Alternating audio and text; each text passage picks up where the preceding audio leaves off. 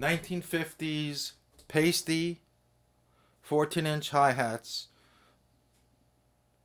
They're PAISTE Ludwigs. They were made in Germany and they're stamped. Made in Germany with the shooting star logo that looks like on the original 602s. It's a nickel silver alloy.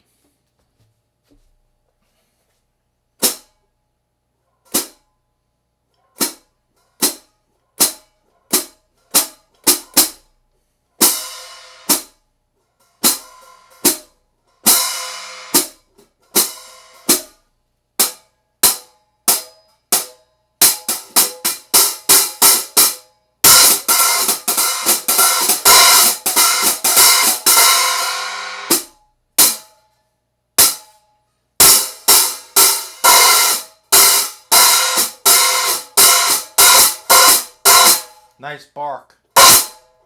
Very quick. They're perfectly matched in weight and they've always been together since new.